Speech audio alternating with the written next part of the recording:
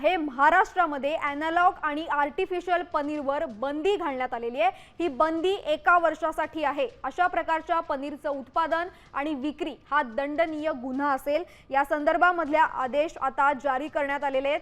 अशा पनीरवर बंदी घालण्याची मागणी आमदार विक्रम पाचपुते यांनी केली होती।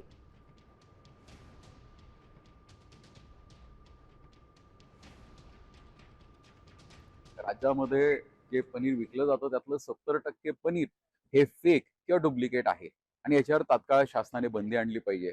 आज महाराष्ट्र शासनाच्या वतीने एफडीए आयुक्त तुकारामजी मुंडे साहेबांनी एक अध्यादेश जारी केलाय, ज्यानुसार 1 वर्षासाठी अॅनालॉग चीज ह्याच्या विक्रीवरती महाराष्ट्रामध्ये विक्री आणि वापरावरती पूर्णतः बंदी आणलेली आहे। त्यांचे विशेष असे मी आभार मानतो, अभिनंदन करतो।